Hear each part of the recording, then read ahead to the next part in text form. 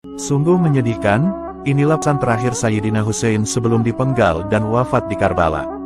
Sayyidina Husain bin Ali adalah cucu kesayangan Nabi Muhammad yang mendapatkan derajat mulia di sisi Allah Subhanahu wa Ta'ala.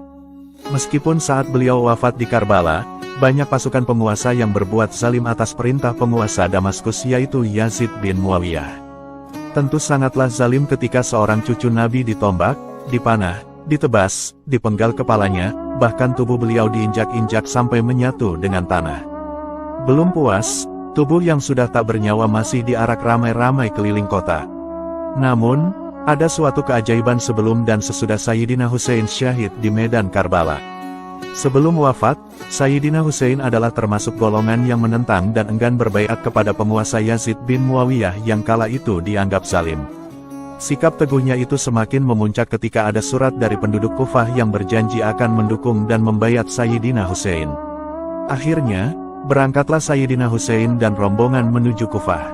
Rombongan yang mengiringi beliau terdiri dari pria dan wanita, keluarga, termasuk yang turut dalam perjalanan itu adalah putra beliau yang masih kecil. Namun, ketika mereka sampai di padang Karbala atau beberapa kilo dari Kufah, mereka lantas dikepung oleh pasukan utusan penguasa.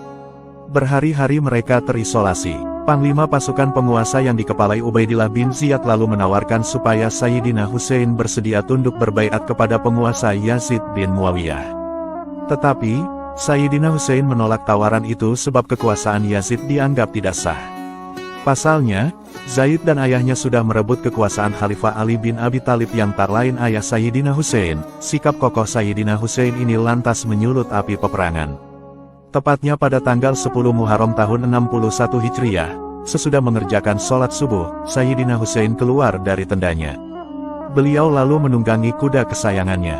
Namun, tiba-tiba beliau melihat pasukan penguasa yang sudah mengepung di sekeliling beliau. Sayyidina Husain lalu menatap pasukan pengepung dan berpidato sangat indah serta menyentuh hati. Beliau berkata, "Lihatlah nasabku, pandangilah siapa aku ini. Lantas, lihatlah siapa diri kalian. Perhatikanlah, apakah halal bagi kalian untuk membunuhku dan menciderai kehormatanku? Bukankah aku ini putra dari anak perempuan nabimu? Bukankah aku ini anak dari wasi dan keponakan nabimu yang pertama kali beriman kepada ajaran nabimu? Bukankah Hamzah sang pemuka para syuhada adalah pamanku? Bukankah Ja'far yang akan terbang dengan dua sayap di surga itu pamanku? Tidakkah kalian mendengar kalimat yang viral di antara kalian, bahwa Rasulullah berkata tentang saudaraku dan aku, keduanya adalah pemuka dari pemuda ahli surga? Jika kalian percaya dengan apa yang aku sampaikan, dan sungguh itu benar karena aku tak pernah berdusta. Tapi jika kalian tidak mempercayaiku, maka tanyalah Jabir bin Abdullah Al-Ansori, Abu Said Al-Hudri, Sa'al bin Sa'd, Zaid bin Arqam, dan Anas bin Malik yang akan memberitahu kalian bahwa mereka pun mendengar apa yang Nabi sampaikan mengenai kedudukan saudaraku dan aku. Tidakkah ini cukup menghalangi kalian untuk menumpahkan darahku?" Kata-kata indah ini sebagaimana tertulis dalam kitab Tarikh At-Tabari dan Bidayah wa Nihayah. Kemudian, pasukan penguasa Islam saat itu banyak yang sudah buta hatinya, dengan tega mereka menyerang Sayyidina Husain, keluarga, dan juga rombongannya.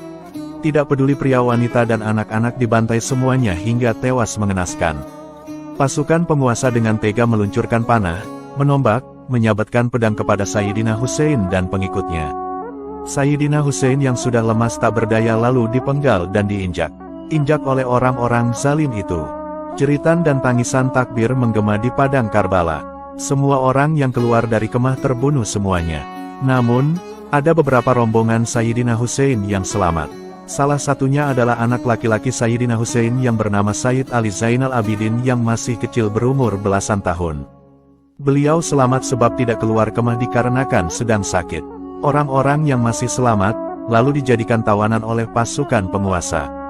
Mereka yang tertawan lalu dibawa ke Kufah lalu ke Damaskus bersama kepala Sayyidina Husain yang terpenggal. Nauzubillah min zalik. Coba bayangkan betapa perasaan putra Sayyidina Husain yang bernama Sayyid Ali Zainal Abidin.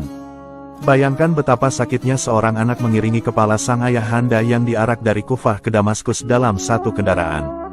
Kepala Sayyidina Husain dipertontonkan di depan istana kepada semua orang. Siapapun yang lewat harus mencaci maki jenazah kepala Sayyidina Husain. Pertontonan ini berlangsung sampai Yazid bin Muawiyah merasa puasa. Setelah puas, Yazid lalu melepaskan para tawanan.